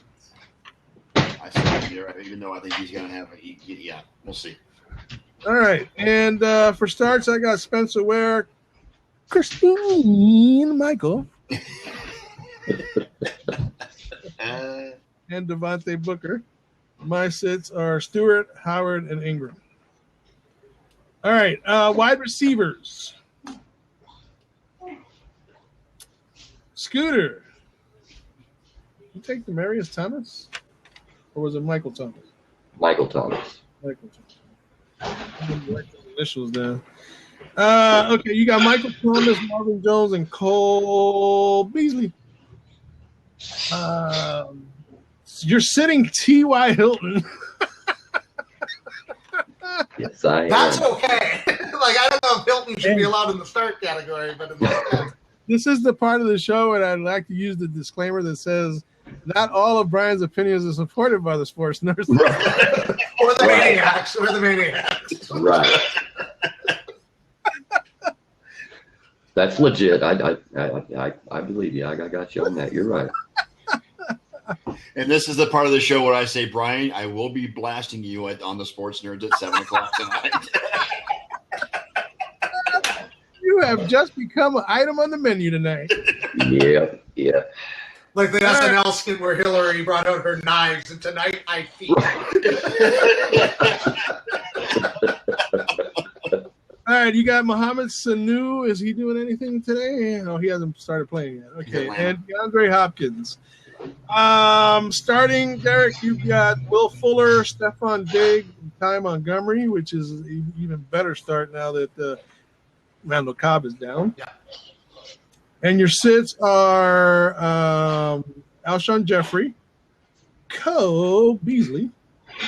Yeah, it kills me. He starts Cole Beasley and sits T.Y. Hilton. How does that work? I don't understand that at all. He's riding that Cole Beasley train all the way into the season. I can see it. And you also said to sit Tyrell Williams. Yeah, he's already starting his all-star squad. He's got Cole Beasley and C.J. Spiller so far. That's right. All I need. It's nothing but wins from here on out. All right, and Scott, you've got Mike Evans, Manny Sanders, and Jermaine Kearse. And you're sitting Cole Beasley, Cameron Meredith, and Jordy Nelson. Did you want to change that now that Cobb is out? No. You're still sitting Jordy. Yeah. Okay. Look at Derek's face. Like, what are you thinking? What's wrong with you? I want some of what you drinking. It was bad. He's thinking that's just as bad as TY. What the hell? These guys must know each other. Anyway. Quite as bad, but it's close. Hey, birds of a feather. And all that good stuff. All right, and I've got Doug Baldwin, Ty Montgomery, Michael Crabtree as starters. Deshaun Jackson, obviously, he just left. Edelman and Macklin are my other sits. On the tight ends, Kyle Rudolph for the start, along with Doyle for Scooter. Derek has Jimmy Graham and Cameron Brate as his remaining starters. Witten, Ebron, and Miller are the sits. For Scott, Graham and Barnage are your starts. Vernon Davis, Jason Witten, and Kobe Fleener are your sits. Well, I missed on the Vernon Davis already. Has he got 10 already? I think he does. Well, if he has 60 yards and he has a touchdown, then he has at least 12. He's got 7.5 right now, I believe. Let me take a look. That's it. That sounds. He's got 3 catches for 60 yards. I'm So sorry. that was- He did get a touchdown on that one. Reed so got yeah. that. 7.5 plus the touchdown. No, he doesn't have a Actually, touchdown. no, I'm sorry. Jordan Reed got a touchdown, not Vernon Davis. So it was Right. Jordan Reed. Okay, so Vernon So Davis right has now he 7. has Yeah, 3 Davis catches. right now has 7.5. 7.5. Okay. So you're still okay as long as he doesn't get another 2.5. I've got Graham, Doyle, and Fedorowicz as the starters. CJ. And Gate and Ertz are my sits this week. And going over to the place kickers, we've got Mike Nugent, which I don't know. He's got 2 field goals so far, and 2 extra points. Do they add up to the 10? Do we know? Mike Nugent. No, he's 0 for 1 on field goals. Yeah, he's got 1 point right now. He's That got sounds 1. about right. Oh, he missed the extra point. Yeah. Oh, I Yeah. thought he had 2 field goals because of the 20. So he missed an extra point. Okay. Yeah. So Mike Nugent, that's already a fail, Scoot. He missed an Yes, extra. it is. Yes, it is. I'm going to go ahead and X that one. Yeah, Dustin Hopkins has 5, so Yeah, I said sit him, so I'm gonna wait because I got to color that one in. All right, Dan Bailey is a sit today. Derek, you got to start with Blair Walsh in Chicago, and you're sitting the Lutz I am, yeah. from New Orleans. The- The Lutz. Prater for the start, Bailey for the sit on Scott's list, and I've got Lambo for the start and Hopkins for the sit on mine. And as far as defenses, Falcons start for Scooter. Yep. I think that might go by the wayside of the first quarter. Yeah? Anyway, Redskins on the sit. I don't know if that's working out for you either. You've already given up 20 points. Yeah. Jets I never claimed to be an expert. I'm just here for comedic value. Jets start and a Panthers sit. Scott has a Chiefs start and a Panthers sit, and I've got the Packers sit remaining on the start and sit for the week. All right, now we get to go to the games themselves, and we get to talk some fantasy implications through those. How we doing so far? 20-17, 13-15. Dalton just threw a pick. There you go. That's what I'm looking for. Dalton just threw a pick? Yep. That takes 2 away from him. That puts you at 14 or 13.98. Yeah. He'll get it back, dude. Ain't nothing to get back. I mean, he'll be all right, I think. I think he'll be okay. So, getting into the games themselves. I tell you, this is a short week with 3 games short on the docket there. Mm-hmm. Let's start off with Patriots and Bills. From a fantasy perspective, Patriots, who they starting? I mean, Buffalo's defense, although it didn't seem that way last week, is pretty formidable. They're at home. I mean, obviously you start Brady. Obviously you start Gronk. I think Blount and White are both running back 2 options. And the receivers kind of drive me nuts. I guess you could go Edelman as a wide receiver 3, but otherwise you just never know who's going to emerge as the wide receivers. Steven Gostkowski's been struggling a lot lately. He has. Do you even attempt to start him this week? Because, Buffalo, sometimes they have that funky, windy weather up there. And I think it's raining there tomorrow. 90% chance of rain, or today, 90% chance of rain. Yeah, New England is ranked 24th out of 32 teams for fantasy scoring at the kicker spot. That's not where he's normally at. He doesn't have a good projection for this week, so I wouldn't start Gostkowski. He's also but struggling. his ECR is actually a 2, though. Yeah. He's ranked number 2 amongst kickers this week. Yeah, in Fantasy Pros, I think he's got a high number. I thought I had ranked him lower than the ECR. I got to look and see what I have him at. I mean, I think I have him at number 3. I mean, that's the thing. Is it's just like he's playing on a good offense, and I'm just kind of writing it up to be a funk at this point. But I don't think you start him in daily fantasy because usually his salary is so high there. In a standard league, though, do you want to carry 2 kickers, and do you want to waive him when he plays on that type of offense and has that track record? Okay. And on the Bills side, I mean, there's not a whole lot to choose from on the Buffalo side. No, not really. Gillislee, I think you could play as a low running back 2 flex option. None of their receivers, none of their tight ends. Taylor sometimes has value, but we talked about that earlier. I don't really think this would be a great week for him.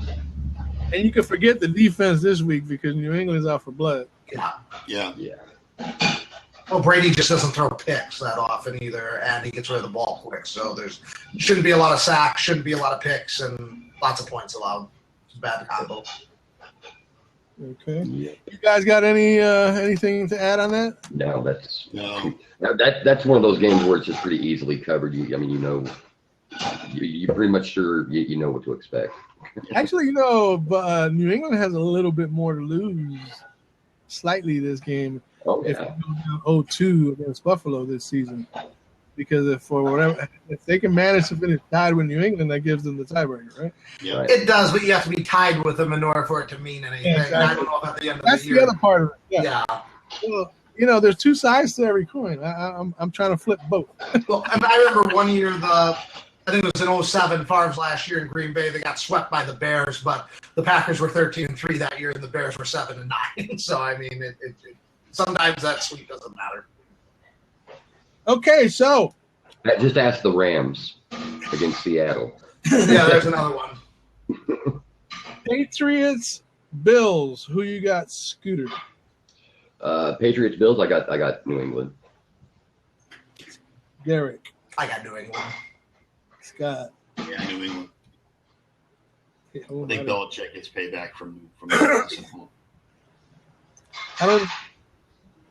I'm not going to disagree. New England. I'd have to look at that. I wonder when the last time the Patriots got swept by a divisional opponent in the regular season. I bet you that goes back a long ways. Yeah, I think it's been a long time. I think you're right.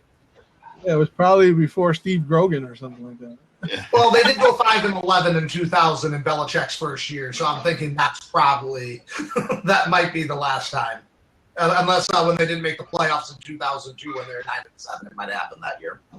Vernon Davis just made another catch. Yeah, that's got to be another 1+ point. So he's over 9 now, right? He made one a little bit ago too. He should be up in 90, right around 95 yards, something like that, close to it. Okay, Cardinals, Panthers. Well, you start the Cardinals defense, I would think, first and foremost. Yeah, I don't know about that, but go ahead. I would start the Cardinals defense. I think the defense is going to be stout enough to stop them. Fitzgerald, Carson Palmer. I'd be afraid to start the Jones and God, I can't think straight. The other one receiver in Carolina. Funches and Ginn and Philly Brown, yeah. Of course, David Johnson, you're going to start. That's a no-brainer. Well, I haven't gotten to the Cardinals yet. Oh, yeah, I was on the Cardinals. Yes, you I haven't gotten to the Panthers yet. Yeah, you start Carson Palmer, you start David Johnson, you start Larry Fitzgerald. Those are the slam dunks.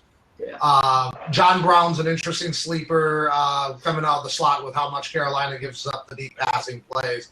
I do agree with Scott. I mean, the Arizona defense, you're not going to play them in daily fantasy, but in a standard league, you're not dropping Arizona. Right. And are you going to pick up a second defense to play them? And Carolina goes halves where they don't score anything and they make mistakes and turn the ball over. Cam has been getting sacked a little bit. So I don't think Arizona's – they're not the best play this week, but it's not an unplayable defense. Okay. Scooter? I just same thing that like Derek was just saying. I mean, points are coming at a premium for Carolina. I mean, it like you said, they can go 2 quarters or even 3 without putting up even 3 points. So I don't think the defense would be a bad play for Arizona. Okay. Derek? As far as other Arizona players, or yeah, you gave your Fitzgerald, Johnson, and Palmer. Yeah, right. Okay. Those are the slam dunk ones. Okay. And yeah, I mean, I can't. Don't play Chandler Catanzaro. That guy sucks. No. He's been struggling pretty badly too. Yeah.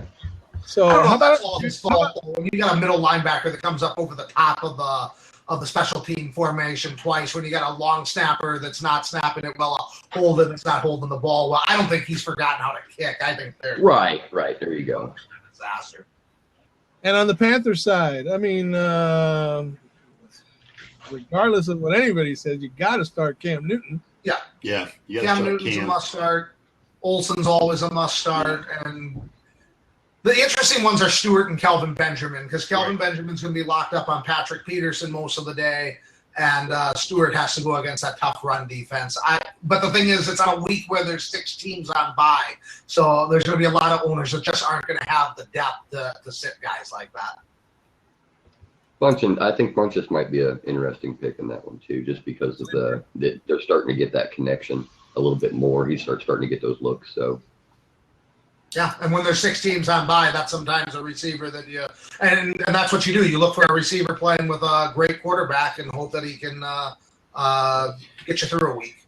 Plus, Kelvin Benjamin right now, he's questionable with a knee injury, so we don't know. I'm sure he's going to play, but he's rested. He's nursing a bum knee. He's the 18th ranked wide receiver on RotoWorld right now. From what I'm seeing, which is not bad at all because when you're talking about the amount of receivers that are out there. Yeah, I have him at 21st this week, which makes him a wide receiver 3. I mean, he's only had 1 touchdown since week 2. Well, he was out. Yeah. Well, when Newton was out, that hurt him a lot too. Yeah, right. It's going to be interesting what happens with Carolina off this bye. I feel like there was no team that needed a bye more than Carolina did. So it'll be interesting if the bye kind of allows them to hit a reset button on the season. I mean, remember, this is a team that scored 49 points against the Cardinals defense in the NFC Championship game just last January. And, of course, you're playing Greg Olsen, right? Oh, absolutely. Yes, absolutely. Yeah. He's a beast. Must start any matchup. Yeah. Scott, who wins the game? I gotta go with the defense, so I'm gonna go Arizona. Until Derek? Carolina shows me they're back, I'm gonna go Arizona. Yeah, I got to go Arizona as well. I wouldn't be shocked if Carolina won the game, but I think Arizona goes in there, pulls it out. I went with Arizona too, but Carolina. I like that bye week comment you made that if any team needed it, that they needed it, so they could do some good things. Who knows? So you're going with Arizona? Yeah, I'm still going with Arizona though. I'm gonna go with Carolina, and one of my reasons for that is because I saw what happened to Palmer and the Cardinals the last time they flew out to the East Coast to play an East Coast team. That was called the Buffalo Bills, and the Buffalo Bills just tore their ass. Yeah. So that West Coast to East Coast thing might come into play. And so I'm going to say Carolina has a lot more to lose at this point. They're basically fighting for their lives this week, and they're at home. So I'm going to give the edge to the Panthers this week. It'll be a close game, I'm sure. What is my Okay. doing? Lord, Jets. I've heard of horses in here. Jets and Browns. Obviously, for the Browns, you're starting no one. Barnage. You can maybe get away with starting Barnage. You got to start Terrell Pryor. With the problems the Jets have had in the secondary, I think you have to start Terrell Pryor. Yeah, Terrell Pryor is about the only one I would start. I would start Barnage because McCown is back. But again, it's because there's a light stock of tight ends this week. Yeah, Barnage might be a good play if you got if you're in a pinch. As far as the Jets are concerned, I would start Brandon Marshall at Forte, and even the defense. Enunwa. Yeah. And I picked him up in a league where I'm short at wide receiver, and he's going for me this week. It was either him or Tyrell Williams, and I didn't want to play around with the Denver defense. No, not against Denver. And I also have Hunter Henry in that league, so I didn't want to play both of those guys against the Denver defense. So I decided to still stick with Henry and roll out Enunwa there. So I believe it's safe to say that this game is nobody's radar as far as being relevant for anything. Right. Oh, it's relevant for one thing. Fantasy football. No, eliminator pick. Eliminator pick. It's relevant on the eliminator pick radar, yes. So, considering the lesser of two evils, who are you picking? Derek? Jets. Jets. Boy, that was a stretch. That's my eliminator pick this week, too. The thing is, Cleveland, what they do best is they run the ball. They're a great running team, and it's so hard to run the ball on the Jets. And their secondary is a mess. I think Marshall and Enunwa are going to have huge days. Oh, he got grabbed by the jersey, pulled down, and still caught Wow. it. AJ Green, buddy. That was a nice catch. Yeah, he yanked him back by the jersey. That was wild. Interfered with and everything, man. Yeah. And they didn't even throw a flag. Did you see that? I can't believe they didn't throw a flag. Not that it would have mattered, but if he had missed, I bet they would have thrown that flag. Oh, there is a flag. There is a flag on the play. There is a flag there. Yeah, interference on Norman. That's what the flag is. It'll be declined anyway. Of course. Yes. At least London's getting to see a good game. I feel like they had to put up with 2 really bad games. Like now people in London. Look at that! Holy cow! Hey, you couldn't see the E in the end at the end of Green's name. Right. That was horrible. All right, Jets. You got the Jets, Scott, or are you going with the? I'm going to take the Browns in this game. If there's one game the Browns are can win this stretch, it's going to be against the Jets. Are you that hot too? Oh no! I'm going with the Jets. No. I'm actually going to take. I'll go with the homer pick and take my Browns over the Jets. I'm going to take the Jets because they still have a glimpse of doing something. At least finishing ahead of Cleveland. Scott, this is the best thing that could happen to your franchise. 1-15, first pick, get Watson out of Clemson, and start building for the future. Your best I offense don't in this want game. Deshaun Watson. I don't want Deshaun. Why do you not want Deshaun Watson? Just not it. I'm not impressed with Deshaun Because Watson. he's not from Ohio State. As an NFL quarterback, I don't think he's great as an NFL quarterback. I don't think he will be. But hey, trust me, I don't think they're going to have Scott in the war room when they pick the number 1 pick. No, you're right. Scott hasn't seen a good NFL quarterback for so long, he doesn't know what one looks like at this point. Me too. You're correct, sir. Thank you. It's like a unicorn for him. Huh? What is this? This guy doesn't bounce the ball to the receivers? What is it? Now, give my credit. When the Browns drafted Mr. Johnny Football, I was pissed because I wanted nothing to do with him, and I called it on Johnny. Johnny Football. They compounded it by not drafting Carson Wentz. Man. Yes. The one that surprises me that didn't work out of all the bad picks the Browns have had over the years is Brady Quinn. I thought that guy was going to be a really good NFL quarterback. He played with Charlie Weiss for a couple of years, pro-style offense, looked the part. I'm shocked that he did nothing. I thought Tim Couch was going to be a good one. He got killed in that Browns offense. That's why, because there was no protection. First and goal. I thought Tim Couch was going to be a good quarterback for Cleveland. He had some arm problems early in his career, too, where he hurt his shoulder and never really made it. Bernard Hill. Jeremy Hill, excuse me. Jeremy Hill scored? Yeah. I have a league where I'm playing both him and Bernard because I'm in a pinch, and that looks like that's going to work out pretty well for me. It will. They both scored, right? Or did Bernard score? They both scored. There you go. In that league, Hill has 11.7 and Bernard has 10.9. I will take that. I was mad because I sat Rob Kelly, man. I mean, I picked him up at the last minute, and then I forgot. I even forgot there was a game this morning. I didn't come home till 10 o'clock. I was out playing basketball with my son, and I came in at 10 o'clock, and I'm like, damn it. I was going to start Rob Kelly. Anyway. All right, moving on. Lions at the Texans. Lions. Matthew Stafford, obviously. Yes, Matt Stafford. James, not James. Good Lord. Jones, you want to start Jones? I don't know, Derek. I'm going to let you take it from there. Theo Riddick? I think you can start Theo Riddick. I think you can start Marvin Jones. Matt Stafford, obviously. Golden Tate, he has played better the last couple of weeks, but with Ebron and Riddick back, I think he's a little more dicey. But I think some owners are going to have to play because they're going to rely on him for a couple of weeks. Ebron, I don't like playing players when they've been out an extended amount of time. Maybe on him, wait a little bit, but he's a streaming tight end too.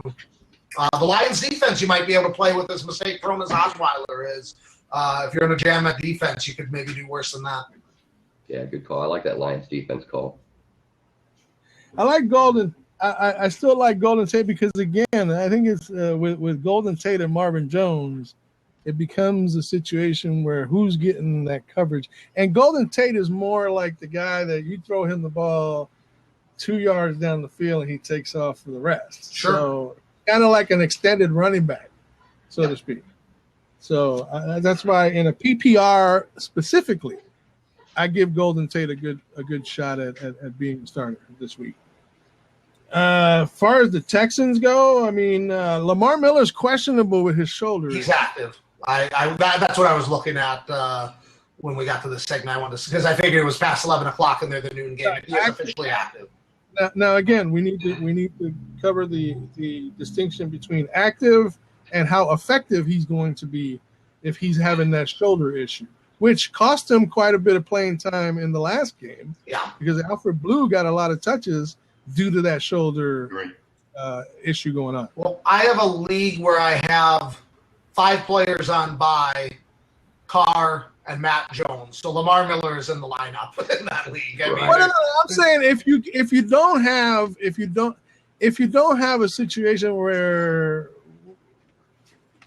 you don't need to sit, or you're not going to sit Lamar Miller, period. I'm just saying he might be a boom or bust because of that shoulder issue.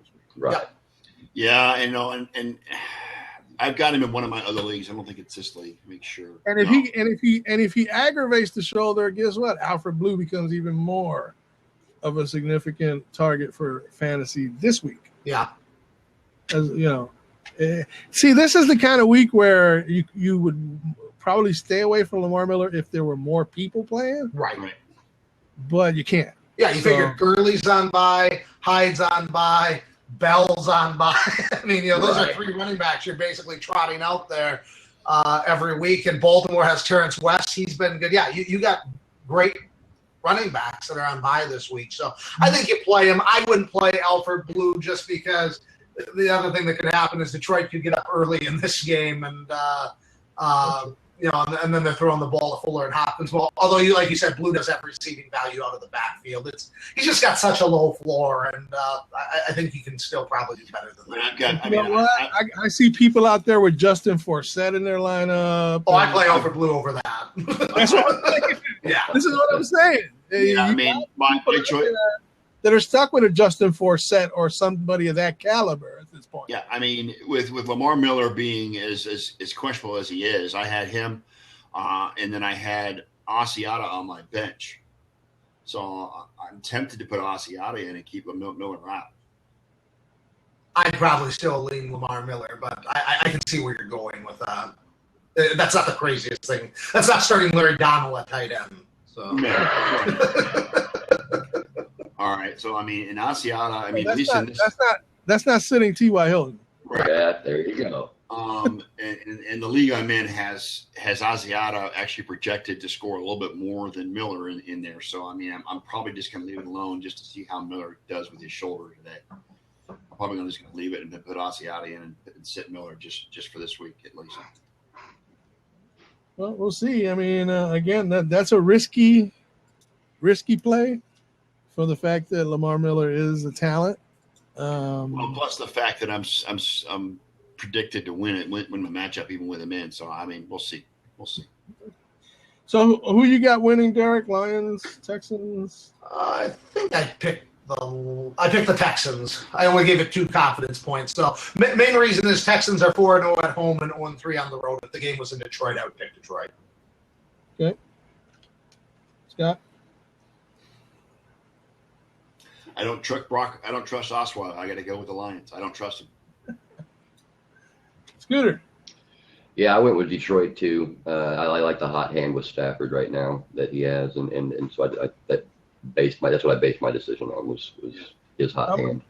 I'm gonna go with Dr. Jekyll playing in Houston this week instead of Mr. Hyde on the road. So I'll go ahead with the Houston Texans winning. Detroit finds ways to lose sometimes on the road. They do. True. and that's what scares me about them. Chiefs and Colts. Spencer Ware? Oh, yeah. Absolutely. Yep, Spencer Ware. Alex Smith is a streamer this week against a bad Colts defense. Jeremy Maclin and Travis Kelce. Yeah. Still going to start Travis Kelce, huh? Reluctantly, 6 teams on bye in a good matchup. I think you have to, but in daily fantasy, stay clear of him. He's just been way too. Yeah. And on the Colts side, Andrew Luck. T.Y. Hilton. Frank Gore. T.Y. Yes. Hilton. T.Y. Hilton. Yeah, T.Y. Hilton. Frank Gore. Moncrief might be worth a look. I mean, he is coming back again. I hate guys that have been on that much of an absence. You don't know how acclimated they are. So daily fantasy, I'd stay away from it. But if you're one of the teams in a pinch with 6 teams on bye, maybe you go and look there and hope Andrew Luck involves them. And I know we're not going to say that we should sit Adam Vinatieri, right? No, you want to keep Mr. Money in there at all times. Don't ever sit Adam Vinatieri until the day he retires. Until his leg falls off. Jack Doyle should be starting. I don't know if we mentioned him, but that's a good start this week. The Chiefs defense, I still think, is a good play this week, too. I played them last week against New Orleans, and that ended up working out. And Andrew Luck has been known to throw picks. So, and they have a bad offensive line, and they might be able to sack him. So even though it might be a higher scoring game, I still think he can get away with starting the Chiefs D. Yeah. Who wins? Colts, Chiefs, Derek. Who did I pick in this game? I picked Kansas City, but I only put 6 confidence points on it, so I'm not extremely confident. Scooter. I got Kansas City. Scott.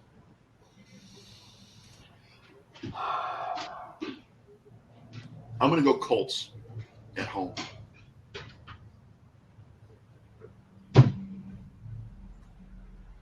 I'm going to go Kansas City. I just think Spencer Ware is going to have a monster game.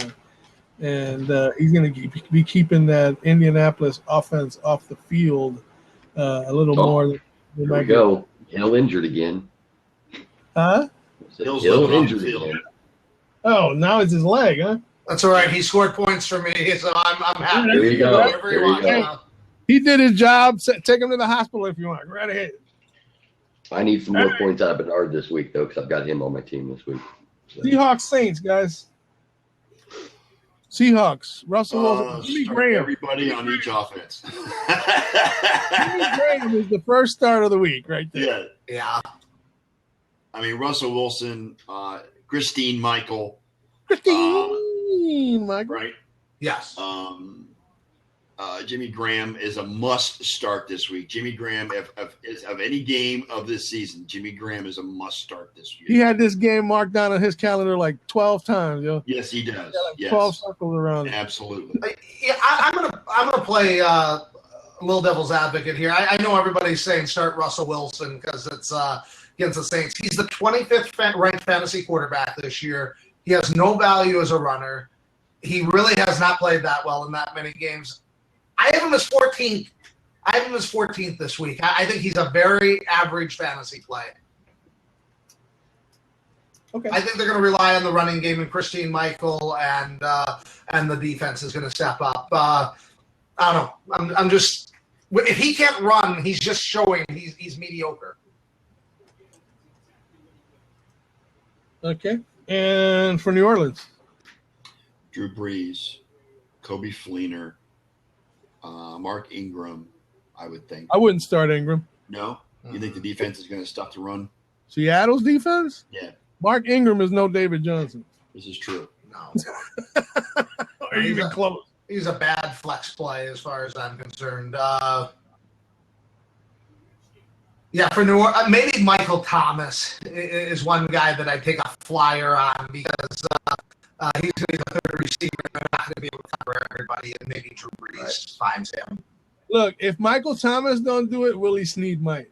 Right. Yeah. That's what it comes down to at this point. I think Cooks gets taken out of the game probably, and I think one of those other two receivers. I don't even trust Fleener at this point. He has one big game on the year, and he's been very mediocre for the rest. And it's going to be hard for them to play him a lot because he's such a bad blocker, and you need the blocking tight end in order to stop that Seattle pass rush.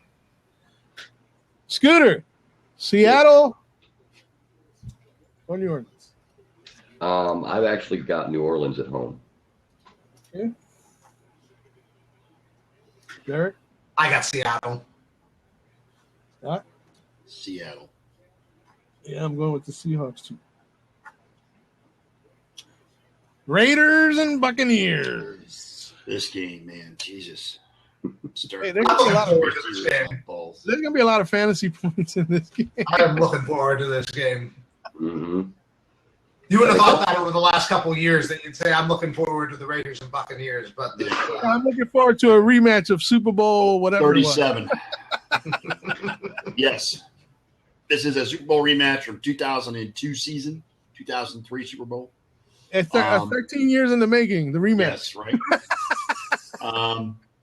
But no, Jameis, Mike Evans, Shepard. Shepard's a good streamer. Rodgers. Jacquizz Rodgers, yes, absolutely. You're not sitting him this week, Scott? No. No. Yeah, I won't sit Jay Ajayi anymore either. Yeah. No. Well, you're sitting him